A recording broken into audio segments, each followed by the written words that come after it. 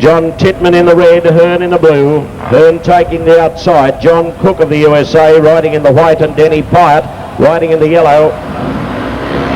Go, they moved out very well there. Cook gave a bit of a shove. Going from the outside is Hearn. That's Cook ducking away as he got to the 30-metre line inside, and it's Cook leading from Hearn on the outside. Titman trying to come through. But by Jove, the United States doing it well here. It's Cook leading. Wow, the action from Hearn was thick and fast there. But there's Hearn there diving into the corner, trying desperately to get out, trying to cover too. But the leader, kicking right away, is Cook. Denny Pyatt hanging on to third, but Titman has got him. And round the corner they come, and it's John Cook of the United States from Philip Hearn with one to go. And there's Titman up into third place and going very, very, very wide. There it is Denny Pyatt. Pyatt looking for the drive but can't get it. It's Cook the leader. United States Eagles out in front. Philip Hearn of Australia, followed by Titman of Australia, and then Pyatt of the United States. But it's a good way to Cook. Cook first, Hearn second, then Titman in third place, and Pyatt was last to finish. Well, that's a 3-all situation, and the American Eagles stick it out there with 3 great points to John Cook of the United States. His partner Denny Pyatt failed to score. John Titman came in third place for Australia, scoring 1 point, and Philip Hearn in second place, scoring 2 points. The time recorded 53.662. 53.662. Let's go to Ross to get an update. On the Winfield Tri-Nations scoreboard in your program tonight, score the Australian team 3 points. John Titman scored 1 point for his third placing, and Phil Hearn scored 2 points for his second placing. That gives the Aussies 3. For the United States, John Cook scored 3 points. Denny Pyatt for the United States failed to score. That gives the United States a heat total of 3. That 3 for the Australians takes them to a progressive total of 17. The Englishmen stay on 22, and the United States 3 points take them to 21. Now watch Lee's tactics at the start. He backs out and then he comes in again and backs out again. It's very disturbing tactics to the rest of the riders. He checks the fuel taps to make sure they're turned on. Up on the peg, taking his time. Now they're up to the line.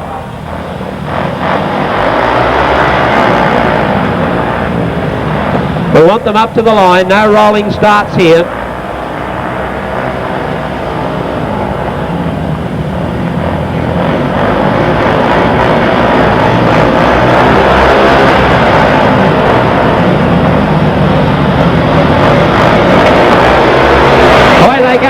Good start by Schwartz and a good start by Lee on the inside.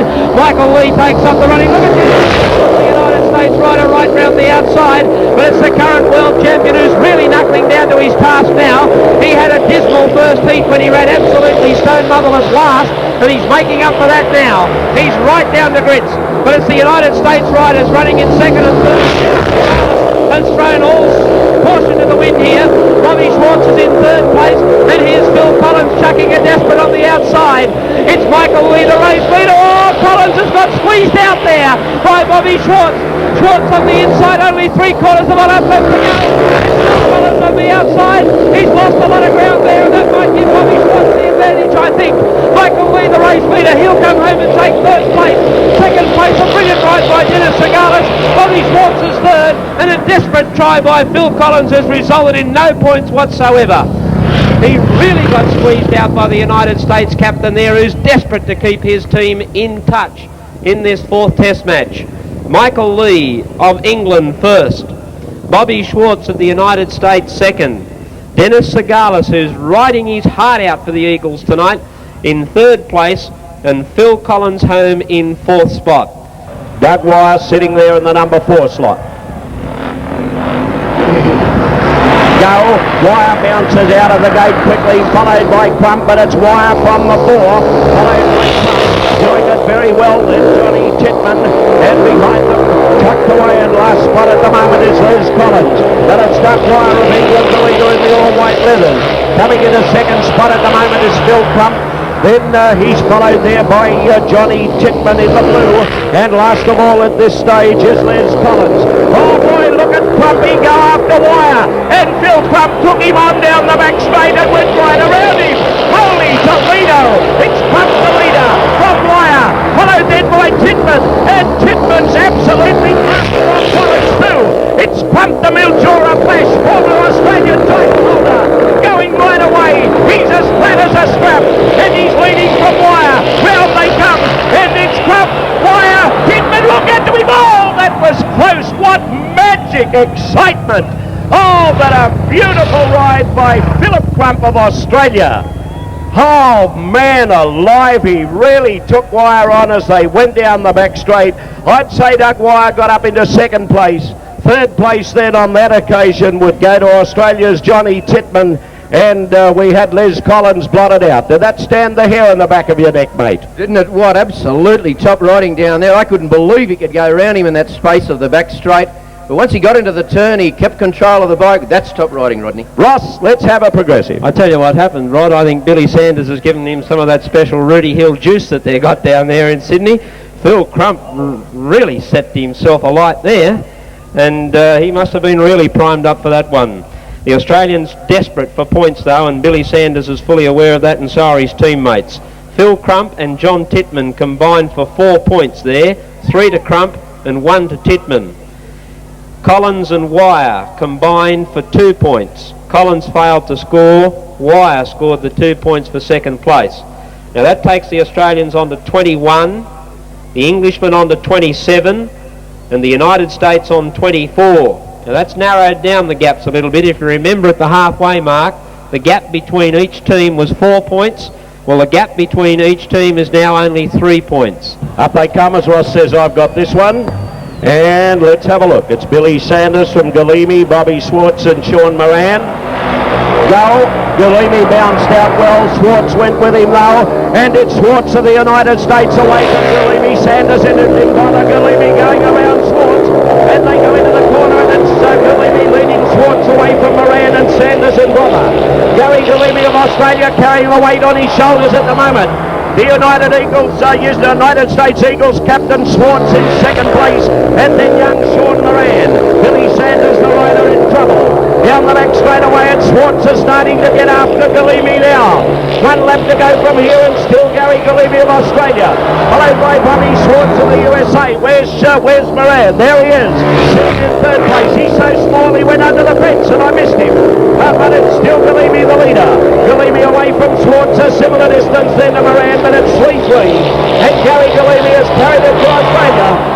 Galimi from Schwartz, followed by Moran, and that was a great ride by the young number 4 rider for Australia. He's the number 5, and that's Galimi. He did a magic job as Australia's captain. Billy Sanders failed to score a point. A very dejected Billy walking across centre field now, saying there's something wrong there, please fix it, I need to help my teammates.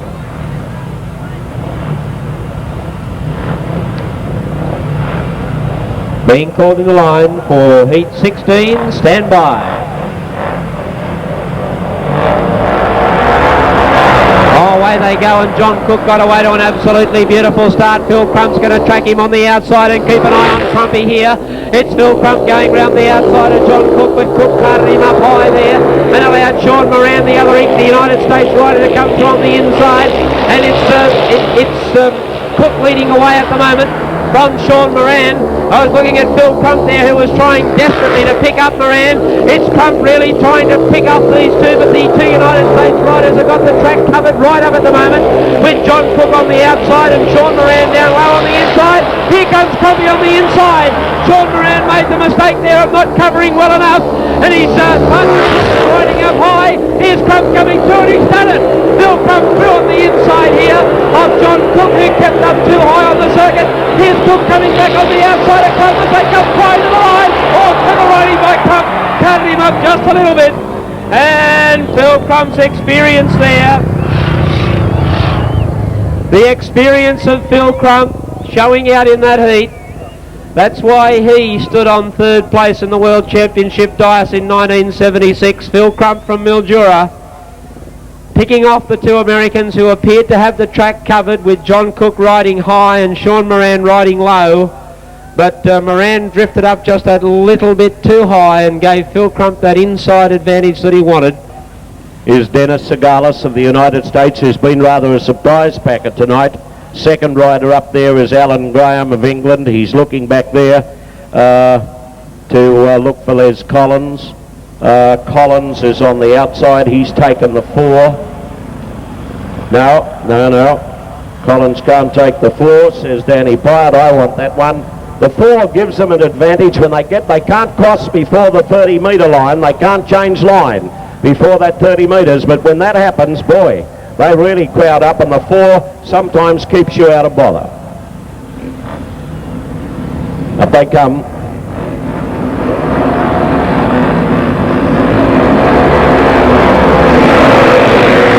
Go. Well, what happened there? We're going to let them go. Yes, we're going to let them go. That's Segalis. Segalis getting away very, very quickly there, and he's ridden very well indeed tonight as Dennis Segalis of the United States. He comes round the corner in front of Alan Graham of England. He's followed then by Collins. Now that's the United States rider Pyatt, and Collins is bringing up the rear, but it's Segalis the leader. Segalis leading away here from Alan Graham, followed then by Pyatt and Collins in that order. Round turn 4 they come. There's 1 lap to go, and it's Segalis. Segalis away. Segalis on the inside there is Alan Graham. Going up to him now is Danny Pyatt. Pyatt really wants to get to him.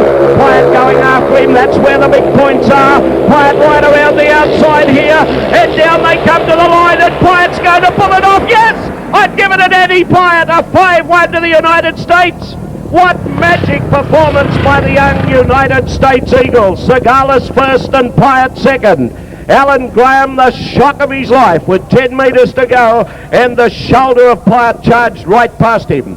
That's the way I saw it. We'll have it confirmed officially, but I'd say it's a big 5-1 to the United States. Segalis first, Pyatt second, and in third place Alan Graham. Les Collins failing to score. The time 53.121. Sanders has gone into position 3. Crump is in position 1. Collins is on the outside in 4. This is the final heat. The Poms must finish. The Aussies are going to try and salvage some respect. Away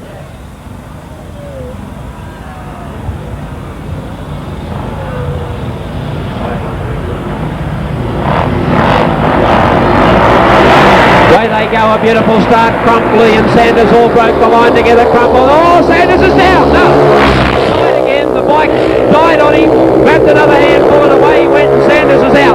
It's Phil Crump, the former Australian champion, leading the current world champion at the moment. Go, Crumpy, go! It's Phil Crump in front from Michael Lee, who's starting to breathe fire down his neck now. And look at the little boy, Phil Collins, coming through on the inside. Crump, Lee, Collins, 1, 2, 3.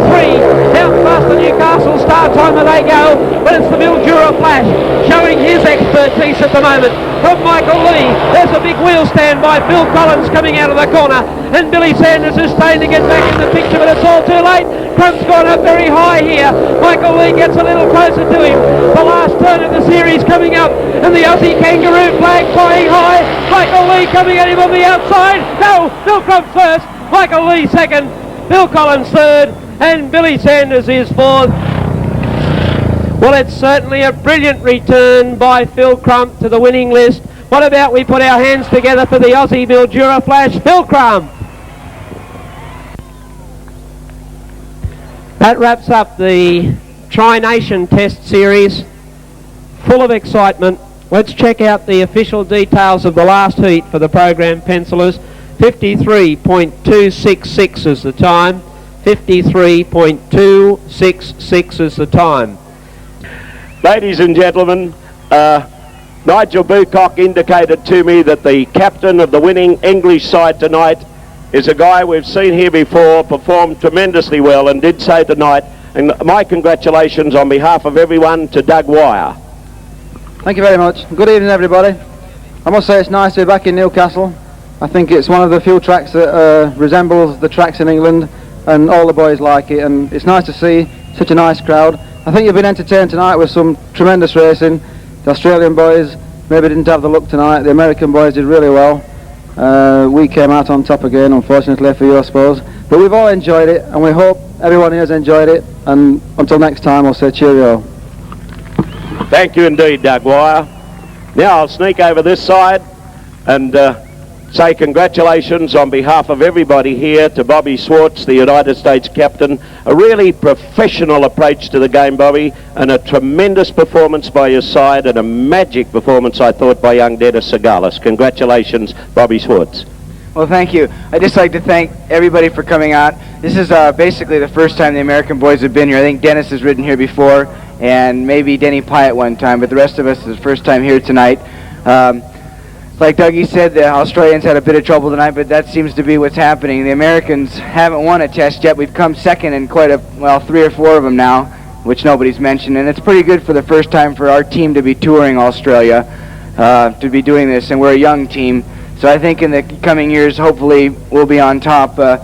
In the world of Speedway, the Americans are just emerging, and hopefully we'll keep on top for the rest of the time. And I'd just like to thank everybody for coming, and thank my team, well, my mates here, Billy and Dougie, for putting on a great performance with their teams. Thank you indeed, the United States captain, Bobby Schwartz. And a guy who we all know and all have a very, very solid and sincere respect for, who stood this year on the 3rd place dais in the world title. He needs no introduction. Congratulations, but bad luck tonight, Billy Sanders. Good, thanks very much. Well, the way I went tonight, it makes me wonder how I got that 3rd place in the World Championship. But anyway, the boys rode great. The Aussie boys were a bit down.